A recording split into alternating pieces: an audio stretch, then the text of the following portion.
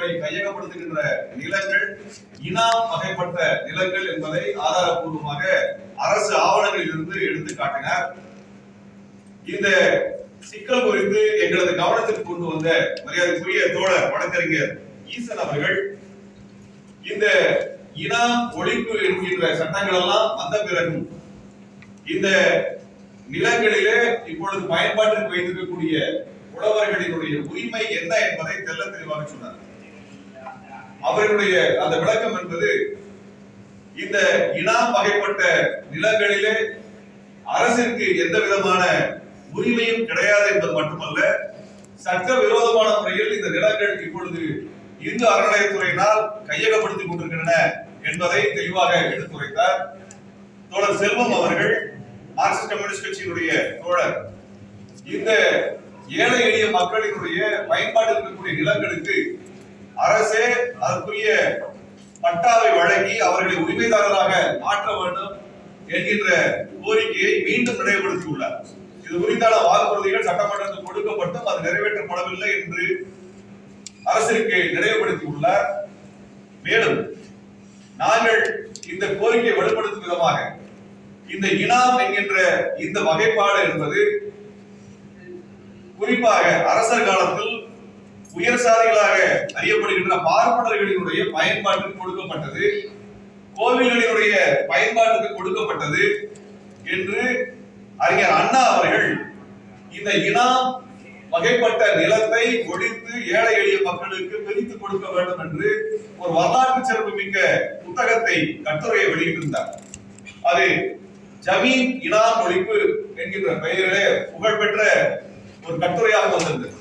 இது திராவிட இயக்கத்தினுடைய நில சீர்திருத்தம், நில உரிமை சம்பந்தமான ஒரு கொள்கை பிரகடனமாக அறிஞர் அண்ணா அவர்கள் இதை ஆவணப்படுத்தி இருந்தார். அவர் 1940களிலே வெளியிட்ட இந்த கட்டுரையிலே அவர் சொல்லுகிறார், இனாம் நிலங்கள் என்பது பார்ப்பனர்களுடைய பயன்பாட்டிற்கும் மற்றும் புண்ணிய காரியம் என்று சொல்லப்பட்ட பூந்தோட்டம், சாவடி, சத்திரம், வேத பாடசாலை மற்றும் கோயில், மடம் ஆகியவற்றின் காரியத்திற்காக இனாம் நிலங்கள் பயன்படுத்தப்பட்டது. இதுல கோயில் நிலங்கள் இனாமா கொடுக்கப்பட்டதுல கடவுள் காரியத்திற்காக கொடுக்கப்பட்ட இனாம்கள் இந்த எண்ணிக்கை கிட்டத்தட்ட 79,000 இனாம்கள் கொடுக்கப்பட்டிருக்கின்றன. அதே சமயத்தில் சத்திரம், சாவடி, பூந்தோட்டம், கிணறு போன்றவற்றை பராமரிப்பதற்காக கொடுக்கப்பட்ட இனாம்களின் எண்ணிக்கை 5,600 என்று அறிஞர் அண்ணா எழுதுகிறார். கிராமத்து மராமத்து, நீர்ப்பாசனம், அணை கட்டுவது, குளம் கட்டுவது இதற்கு 6,900 இனாம்கள் கொடுக்கப்பட்டிருக்கிறது. கிராமத்தினுடைய காவல் வேலைக்காக கொடுக்கப்பட்ட இனாம்கள் 14,800 இனாம்கள் கொடுக்கப்பட்டிருக்கிறது. கிராமத்து ஊழியர்களுக்காக கொடுக்கப்பட்ட இனாம்கள் 6,300. ஆனால் பார்ப்பனர்கள், உயர் சாதியை சார்ந்தவர் பார்ப்பனர்கள் கொடுக்கப்பட்ட இனாம்கள் 2,54,000 இனாம்கள் கொடுக்கப்பட்டன. ஒட்டுமொத்தமாக 3,67,427 இனாம்களில் 2,54,473 இனாம்கள் பார்ப்பனர்களுக்கு இருக்கின்றன என்று அறிஞர் அண்ணா அவர்கள் இதை வெளிப்படுத்தியிருக்கிறார். இந்த இனாம் நிலம் என்பது இப்பொழுது யாருக்கு சொந்தம் என்று அறிஞர் அண்ணா சொல்லி தெளிவடைந்த பிறகும் கூட இந்த இனாம் நிலம் கையகப்படுத்துவது என்பது இந்து அறநிலையத்துறை இந்த இனாம் நிலங்களை எல்லாம் இந்த 3,60,000 இனாம்களே இவற்றை எல்லாம் கையகப்படுத்தினார். இதுல பெருமளவில் 2,50,000 இனாம்கள் பார்ப்பனருக்கு சொந்தமான இனாம்களாக இருக்கின்றன. அப்ப இதையெல்லாம் நீங்க கோயிலுக்கு கொண்டு வந்துட்டு இந்து அறநிலையத்துறை ஒழிக்க வேண்டும், அதை எங்களிடத்தில் ஒப்படைக்க வேண்டும் என்று பாரதிய ஜனதா கட்சியும் இந்து முன்னணி போன்ற அமைப்புகள் எல்லாம் கோரிக்கை வைத்துக் கொண்டிருக்கின்றன.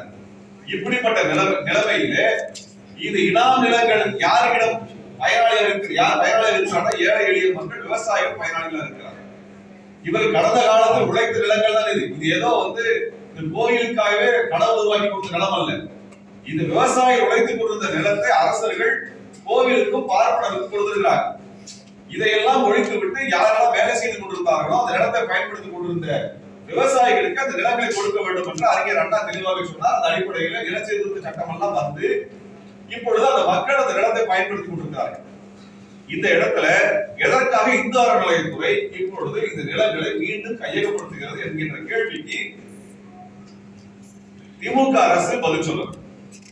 எதற்காக இனாம் நிலங்களை இந்து அறநிலையத்துறை இப்பொழுது கையகப்படுத்துகிறது? என்ன காரணம்? இருக்கிற கோவில்களை நிர்வாகம் செய்வது என்பதற்காக இந்த அறநிலையத்துறை உருவாக்கப்பட்டிருக்கிறது. அதற்குரிய அடிப்படை சட்டத்தை உருவாக்கி கிட்டத்தட்ட 108 வருடங்கள் 2 நாட்களுக்கு முன்பு கொண்டாடி வந்தார்.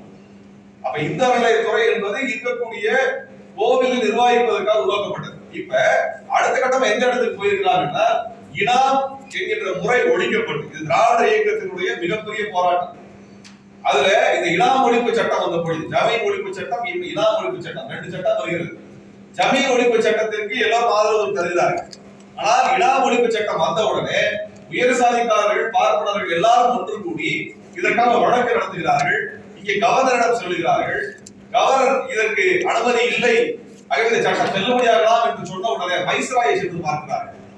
அவரிடமும் செல்லுபடியாகவில்லை என்ற உடனே காங்கிரஸ் கட்சி தலைமை சென்று பார்க்கிறார் என்று அறிஞர் அண்ணா தெளிவுபட எழுதியிருக்கிறார்.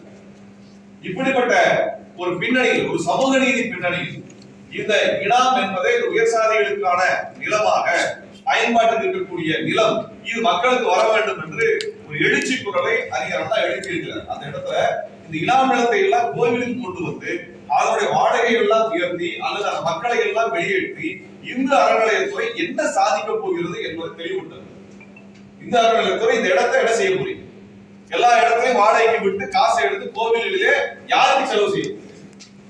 எதற்காக? மக்கள் மக்கள்கிட்ட பயன்பாட்டில் இருந்தது என்றால், விவசாயிகள் இடத்துல உழைக்கிறார்கள் என்றால் அந்த விவசாய இடத்திலிருந்து வரக்கூடிய உற்பத்தி பொருட்கள் மக்கள் பயன்பாட்டுக்கு வருகிறது, அரசுக்கு பயன்படுகிறது, மக்களுக்கு பயன்படுகிறது, மக்களினுடைய உழைப்பிற்கு, மக்களுடைய சுகாதாரத்துக்கு, ஆரோக்கியத்துக்கு பயன்படுது.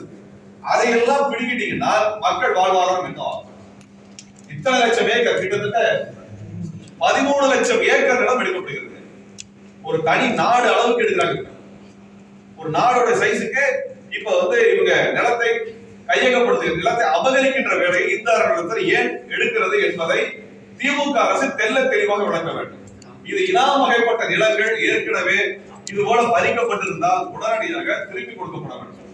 தமிழ்நாட்டிற்கு இன்னொரு பெரிய சிக்கல் என்னன்னா, ஏழை எளிய மக்களுக்கு பட்டா கொடுக்கிறதே கிடையாது. அவங்களுக்கு பட்டா கொடுக்கிறதே கிடையாது. அப்புறம் பதிவு செய்யப்படாத பட்டா இல்லாத நிலங்களுக்கு அரசியல் வேற காரணத்தை சொல்லி பல்வேறு காரணங்கள், ஆற்றுக்கு அருகே ஆக்கிரமித்திருக்காங்க என்று சொல்லி ஆற்றிலிருந்து தள்ளி இருக்கக்கூடிய அவருடைய வீடுகளை அப்புறப்படுத்துவது, குளக்கரையிலிருந்து அப்புறப்படுத்துவது என்று தொடர்ச்சியாக ஏழை எளிய மக்கள், பட்டியல் சமூக மக்கள், மிக பிற்படுத்தப்பட்ட சமூக மக்கள், பிற்படுத்தப்பட்ட சமூக மக்கள், இவர்களுடைய நிலங்களை எல்லாம் எடுத்துக்கொண்டே இருக்கிறார்கள் அரசு அதிகாரிகள். எடுத்துட்டே இருக்கிறார்கள். ஆனால் இந்த நீர்நிலையில் இருக்கக்கூடிய அரசு கட்டிடங்களுக்கு அப்புறப்படுத்துவதற்கு உடனடி எந்த விதமான தடையும் கிடையாது. அப்ப இப்படிப்பட்ட ஒரு மோசமான, தமிழ்நாட்டில் ஏற்கனவே நிலம் இல்லாமல் தமிழர் இத்தனை ஆண்டுகாலம் வாழ்ந்து கொண்டிருக்கிறார். அவர்களுக்கு இருக்கக்கூடிய சொற்ப நிலத்தையும் புடுங்கக்கூடிய வேலையை அரசு அதிகாரிகள் செய்கிறார்கள். இதுல கொள்கை முடிவு எடுக்க வேண்டியது திமுக அரசு இதுவரை கிட்டத்தட்ட 3 ஆண்டுகளாக கொள்கை முடிவு எடுக்கவில்லை. 3 ஆண்டுகளாக ஏதாவது போன வருஷம் அனகாபுத்தூர் எதுக்காக போராட்டம் நடத்துறது, இப்ப வேலை செய்யற நிலம் எடுக்கிறார்கள். இன்னைக்கு பாத்தீங்கன்னா நெசப்பாக்கத்துல அந்த நெசப்பாக்கத்தினுடைய ஒரு பகுதி, பெரும் பகுதியில என்ன பண்றாங்கன்னா, சைதாப்பேட்டை காந்தீஸ்வரர் கோயிலுடைய நிலம் சொல்லி அங்க இருக்க மக்களுடைய நிலங்களுக்கு எல்லாம் இப்ப நோட்டீஸ் கொடுத்திருக்காங்க. 15 நாள் காலி பண்ணுங்க, 15 நாள் காலி பண்ணுங்க. இது மாதிரி தினம் செய்தி வருகிறது. இந்த அறநிலையத்துறை நிலத்தை விட்டது சொல்றாங்க. அந்த நிலத்தினுடைய பூர்வீக சொந்தம் யாருக்கு என்று இப்பொழுது தோழர்கள் வெளிப்படுத்தி இருக்கிறாங்க. இதற்கு உரிய பதில் வரணும். தமிழ்நாட்டிலே எதிர்கட்சி என்று ஒன்று இருக்கிறதா எனக்கு தெரியல. அவர்கள் இது குறித்து கேள்வி எழுப்ப வேண்டியது இருக்கிறது. இங்க இருக்கிற தோழமை கட்சிகள் இது குறித்து கேள்வி எழுப்ப வேண்டியிருக்கு. என்னன்னா, இது அதிகாரிகள் ஒரு விஷயத்தை உருவாக்குறாங்க, மக்களால் தேர்ந்தெடுக்கப்பட்ட அமைச்சர் பொதுமக்கள் இது குறித்து கேள்வியை எழுப்பாமல் இது நடவடிக்கை எடுக்கக்கூடிய இடத்துக்கு போகிறார்கள். இது மக்களுக்கு பெரும் துயரத்தை கொடுத்துக் கொண்டிருக்கிறது. ஆகவே இந்த இனாம் ஒழிப்பு என்று கொண்டு வந்ததற்கு பிறகு இனாம் வகைப்பட்ட நிலங்களில் இருக்கக்கூடிய ஏழை எளிய மக்களை வெளியேற்றுவது என்பது சமூக நீதிக்கு எதிரானது. அதே மாதிரி நீங்க கோவில் நிலம் தான் இனாம் நிலம் கிடையாதுன்னு சொன்னீங்கன்னா, அந்த இடத்தில் வசிக்கக்கூடிய மக்களுக்கு அந்த நிலத்தை ஒப்படைங்க. எந்த சாமியை நிலம் எல்லாம் கோயிலுக்கு உடனே கேட்கல. எந்த சாமிக்கு உலகமே சொந்ததுக்கு அப்புறம் ஒரு ஏக்கர் 2 ஏக்கர் நிலம் சாமி என்ன பண்ணுது? அதுக்கு மேல கோயிலுக்கு செலவு பண்ணா நீங்க அரசாங்க வரிப்பணத்துல இருந்து அதுக்கான இது போட்டு செலவு பண்ணிட்டு போங்க.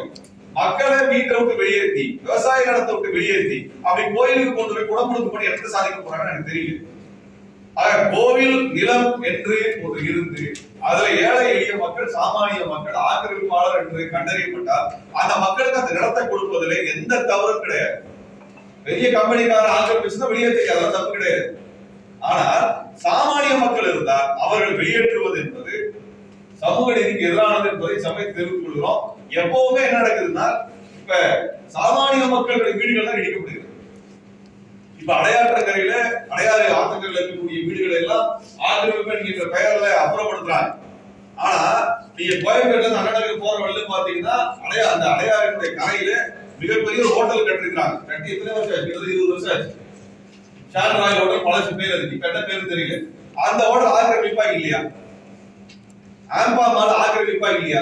அதன் மீது கை வைக்க அதிகாரிகள் மறுக்கிறார்கள். ஆனா குடிசைகளை உடனே இடிச்சிடறாங்க. ஈவு இறக்கம் இல்லாமல். கரெக்டா பாருங்க, மழை காலத்துல பிள்ளைங்க வந்து அரையாண்டு பரீட்சை எழுதி கொடுக்கக்கூடிய சமயத்துல வீட்டை இடிச்சு ரோட்ல விடுவாங்க. அதிகாரிகள் ஈவு இறக்கம் இல்லாம தொடர்ச்சியா செய்யறாங்க. அவங்க பள்ளி காலம் முடிஞ்சு அதுக்கப்புறம் நோட்டீஸ் கொடுத்து வேலையெல்லாம் பண்ண மாட்டாங்க. மழை வரும் பொழுது ரோட்ல கொடுத்து குடும்பத்தை அடுத்தது நிறுத்த வைக்கிறது என்பது அதிகாரிகள் செய்யறாங்க. அந்த அதிகாரிகள் இந்த ஷாப்பிங் மாலுக்கோ அந்த ஹோட்டலுக்கு போய் நிக்க மாட்டாங்க. இது யாருமே கேட்கறது இல்லைங்க. ஒவ்வொரு வருஷமும் ஆயிரக்கணக்கான குடும்பங்கள் மழை காலத்துல அந்த குழந்தைகள் கல்வியை விட்டு ரோட்டுக்கு வந்து நிக்கிறாங்க. இது ஒவ்வொரு முறை நடந்துட்டே இருக்கு. இந்த கோவிந்தசாமி தோட்டம் சொல்லி அந்த ஆரியபுரத்துல இப்படிதான் வீடுகள்லாம் இடிச்சாங்க. ஆனா இபி ஆபீஸ் இருக்குது. இபி ஆபீஸ் ஆத்த ஒட்டி இருக்குது. அது யார் இடிப்பா? கோயம்புத்தூர் மதுரையில் இருக்கிற உயர் நீதிமன்றமே குளத்துல இருக்குது. அது இடிக்க வேண்டிய உத்தரவை போட வேண்டிய நீதிமன்றம் அங்கதான் இருக்குது. அதுக்கு முதல்ல உத்தரவு போடுங்க. ஏன் நிலைமை கிடையாதா? உங்களுக்கு நிலைமை கிடையாதா? ஏன் அங்க நீதிமன்றம் நின்னா ஏரி தண்ணியில வேற எங்கேயாவது வந்து சேர்த்துக்குமா? எல்லா கட்டடம் தானே. அப்ப அரசுக்கு வந்து நிலத்தை பயன்படுத்துறதுல எந்த முறையும் பயன்படுத்துறது, எந்த முறையும் பின்பற்றுறது இல்ல. அரசு கட்டடம் அப்புறப்படுத்துறதுக்கு உங்களுக்கு 1000 காரணம் சொல்றீங்க நீங்க. ஆனா ஏழை எளிய மக்கள் இடிச்சு வெளியே ரோட்டை நிறுத்திடுறீங்க. முதல்ல நீதிமன்றம் இதை கணக்கில் எடுத்துக்கொண்டு உங்கள் நீதிமன்றம், மதுரை உயர் நீதிமன்றம் குளத்துல கட்டிருக்கீங்களா இல்லையா, அதை முதல்ல இடிச்சு வெளியேற்றுங்க. அப்ப நீங்க சமூக நீதி பத்தி பேசுங்க. அப்ப நீதியை பத்தி பேசுங்க. நீங்க உங்களுடைய கட்டடங்கள், அரசு கட்டடங்கள், அரசு அதிகாரிகள் தெரிந்து அதை கட்டுறாங்க. அதை தடுக்க முடியாத இந்த துறை எப்படி ஏழை எளிய மக்களை மட்டும் குப்பையை போடுற மாதிரி தூக்கி வெளியே வீசுறீங்க? அந்த குழந்தை எங்க போய் படிக்க போகும்? இவங்க கொடுக்கக்கூடிய ரீசெட்டில்மெண்ட் இடங்கள் எல்லாமே அவங்களோட பகுதியில இருந்து 30 கிலோமீட்டர் தள்ளி போடுறாங்க. 30 கிலோமீட்டர் தள்ளி இருக்கு. ஆனா அமைச்சர்கள் கிரீன் பிளேஸ் போடுறது பக்கத்துல சிட்டிக்குள்ள நடுவு வச்சிருக்கீங்க. அப்ப உங்களுக்கு எல்லாம் ஒரு சட்டம், சாதாரண ஏழை மக்களுக்கு வேற சட்டமா? ஏன் அமைச்சர் 50 கிலோமீட்டர் வெளியே போடுங்க? எல்லாம் கார் வச்சிருக்காங்கல்ல, பெரிய பெரிய கார் வச்சிருக்கீங்கல்ல, கண்வாய் வச்சிருக்கீங்க, போலீஸ் வச்சிருக்கீங்க, எப்ப வேணா உள்ள வந்து போக முடியும். ஏழை எளிய மக்கள் எப்படி போவாங்க? அவங்க கொண்டு 40 கிலோமீட்டர் ஊருக்கு வெளியே தூக்கி போட்டு இருக்கீங்க. நீதிபதி ரொம்ப வெளியே வைங்க. 40 கிலோமீட்டர் 50 கிலோமீட்டர் வெளியே வைங்க, வராங்கன்னு பார்ப்போம். நீதிமன்றத்தில் இருக்க வெளியே வைங்க. சாமானிய ஏழை மக்கள் என்ன பண்ணுவான்? அன்றாட காட்சி என்ன பண்ணுவான்? அப்ப விவசாயம் கொண்டு வந்து வெளியே தூக்கி போடுறது, ஏழை எளிய மக்களுக்கு வெளியே தூக்கி போடுறது, தொழிலாளர்களுக்கு வெளியே தூக்கி போடுறது, இதுதான் இந்த நாட்டோட நீதியான கேட்க வந்திருக்கு. இதுல இந்த கோயிலுக்கெல்லாம் இந்த 10-13 லட்சம் ஏக்கர் வரலன்னா கோயில் கேட்காதா? கேட்கிறோம். அது 13 லட்சம் ஏக்கர்ல இருக்கக்கூடிய ஏழை எளிய மக்கள், விவசாயிகள் எல்லாம் அப்புறப்படுத்தி என்ன சாதிக்க போறீங்க? என்ன சாதிச்சிட முடியும்? இங்கே கோவில் என்பது, மத நம்பிக்கை என்பது மக்கள் சம்பந்தப்பட்டது. மக்களுக்கு அநீதி இழைத்து விட்டு எந்த கோயில் காப்பாற்ற முடியும்? அவர் கோவில் நிலங்கள் என்கின்ற பெயரில் இனாம் நிலமாக வகைப்பட்ட நிலங்களை எல்லாம் இங்கே அரசு அறநிலைத்துறை, இந்து அறநிலைத்துறை கையகப்படுத்துவது கடுமையான கட்டணத்துக்குரியது. இது ஒரு பெரிய போராட்டம். 13 லட்சம் ஏக்கர்ல இருந்து மக்கள் வெளியேற்றினா எத்தனை லட்சம் மக்கள் வீட்டுக்கு வர்றாங்க? அத்தனை பேரும் ஒன்று திரண்டு போராட ஆரம்பித்தால் என்னவாகும் என்பதை இந்து அறநிலையத்துறை யோசிக்க வேண்டும். இதை நடப்பதற்கு முன்பாக முதலமைச்சர் அவர்களுடைய கவனத்திற்காக இந்த செய்தியை நாங்கள் வெளியில் கொண்டு வருகின்றோம். உடனடியாக முதலமைச்சர் அவர்கள் இதன் மீது நடவடிக்கை எடுக்க வேண்டும். இது போல இந்த பட்டா மதிப்புகளை எல்லாம் ஜீரோவாக்கி, பூஜ்ஜியமாக்கி, அதை நிலத்தை விற்கவும் முடியாது, வாங்க முடியாது பண்ணிய அனைத்து உத்தரவுகளையும் ரத்து செய்ய வேண்டும். இந்த அறநிலையத்துறை இதற்கு மேலும் நிலத்தை கையகப்படுத்துவது என்பது உடனடியாக நிறுத்தப்பட வேண்டும் என்கின்ற வேண்டுகோளை நாங்கள் வைக்கிறோம். இது முதல் கட்டமாக நாங்கள் வேண்டுகோளை வைக்கின்றோம். இது தொடரும் என்றால் இதற்கு எதிரான அடுத்த கட்ட ஜனநாயக நடவடிக்கைகளை நாங்கள் அனைவரும் மேற்கொள்ள வேண்டியிருக்கும் என்பதை அனைத்து கட்சிகளினுடைய, இயக்கங்களினுடைய, விவசாய சங்கங்களினுடைய சார்பாக நாங்கள் தெரிவித்துக் கொள்கிறோம். இதுக்கு தமிழ்நாடு முழுக்க எத்தனை பேர் திரட்டணுமோ அத்தனை பேர் திரட்டுவோம். ஏழை எளிய மக்களை அப்புறப்படுத்தாதீங்க. மழை காலத்துல அல்லது எந்த காலத்திலுமே இந்த ஆத்தோரத்துல இருக்கிறவங்க குளத்தோரத்துல இருக்கிறவங்க அப்புறப்படுத்தி குப்பையை கூட வெளியே வீசாதீங்க என்பதை இச்சமயத்தை சொல்லிக்கிறோம். நீதிமன்றம் பொறுப்புணர்வோடு எல்லா ஆர்டரையும் நீதிமன்றங்களில் இருக்கும் நீதிபதிகளுக்கு அதிகாரிகள் விளக்குவதில்லை. இந்த நீதிபதிகள் கவனத்தில் எடுத்துக்கொண்டு இந்த அதிகாரிகள் ஒரு சார்பாக செயல்படுகிறார் என்பதை கவனத்தில் எடுத்துக்கொண்டு நீதிபதிகள் இந்த ஏழை எளிய மக்களின் சார்பில் என்ன குரல் இருக்கிறது என்பதை பார்க்கணும். ஏனென்றால் இந்த ஏழை எளிய மக்கள் சார்பாக போகக்கூடிய வழக்கறிஞர் ஒரு மிகப்பெரிய பணத்தை கொடுத்தா வழக்கறிஞர் வைப்பதற்கு அவங்க வசதி வாய்ப்பு கிடையாது. அவர்கள் ஏதோ மனு போடுவாங்க. அந்த மனுவோ அந்த வாதமோ வலுவில்லை என்கின்ற காரணத்தை வைத்து அதை தள்ளுபடி செய்யாது. ஏழை எளிய மக்களால பல லட்சம் ரூபாய் கொடுத்து ஒரு சீனியர் கவுன்சில் எல்லாம் வைக்க முடியாது. ஒரு சீனியர் லாயர் எல்லாம் அங்க போய் வைக்க முடியாது, அவங்களால முடியாது. ஆனா அரசாங்கத்தால பண்ண முடியுது, பெரிய பெரிய கார்பரேட் கம்பெனி பண்ண முடியுது. அப்ப சீனியர் லாயரா, சீனியர் கவுன்சிலரா, ஜூனியர் லாயரான பார்த்தெல்லாம் அவரோட வாதத்தை பார்த்தெல்லாம் நீதிபதிகள் முடிவெடுக்க கூடாது என்று நாங்கள் நீதிமன்றத்திற்கும் மாண்புமிகு நீதிபதி அவர்களுக்கும் நாங்கள் வேண்டுகோள் வைக்கிறோம். அந்த மெரிட் அடிப்படையில் பார்க்காதீங்க, சமூக நீதி அடிப்படையில் நீதி கொடுங்க. இந்த அதிகாரிகள் முழுவதும் எதிராக இருக்கிறார்கள், அதை நீதிமன்றம் கணக்கில் எடுத்துக்கொண்டு ஆக்கிரமிப்பு அப்படின்னு மத்தினால ஆக்கிரமிப்பா இருக்க அவசியம் இல்லை, அது எதுவா வேணா இருக்கலாம். அங்க நீதிமன்றத்துக்கு வரக்கூடிய ஆக்கிரமிப்பு வழக்குகள் ஒரு சிலவாக இருக்கின்றன. ஆனால் பெரிய பெரிய கம்பெனிகள் செய்திருக்கக்கூடிய ஆக்கிரமிப்புகளை பற்றி எந்த அதிகாரியும் நீதிமன்றத்துக்கு போறது கிடையாது, நீதிமன்றம் உத்தரவு வாங்குறது கிடையாது. எந்த பெரிய கார்பரேட் கம்பெனியினுடைய ஆக்கிரமிப்பு பற்றி எந்த அதிகாரியாவது நீதிமன்றத்தில் போய் உத்தரவு வாங்கிட்டு வந்து அந்த நீதிமன்றத்தின் உத்தரவின் கீழ் நான் இந்த ஸ்கை வாக வைக்கிறேன், இது ஷாண்ட்ராய் ஹோட்டல் கைதிகள் வச்சிருக்காங்களா? அது குடிசை மீது மட்டுமே எப்படி நீதிமன்ற உத்தரவு வருகிறது? பல்கலைக்கழகங்கள் வருதா? சாஸ்திரா பல்கலைக்கழகம் வருதா? 55 ஏக்கர் எடுத்துக்கிறாங்க சாஸ்திரா பல்கலைக்கழகம், தடை உத்தரவு வாங்கி அப்படியே கிடக்குது. அதெல்லாம் கிளியரா ஆகாது. ஆனா ஏழை எளிய மக்கள் வீடு ஒரு வருஷத்துக்கு 6 மாசத்துக்கு உத்தரவு வாங்கிட்டு வர்றீங்க, அதை இடிச்சு தள்ளிடுறீங்க. இப்படிப்பட்ட ஒரு மோசமான நிலை இருக்குது. இப்படி கஷ்டப்படுறவங்க, இது போன்ற வாழ்வை இழந்த வாழ்வாதாரத்தை இழந்த மக்கள் எல்லாம் வேடிக்கை பார்த்து கொண்டிருக்க மாட்டாங்க.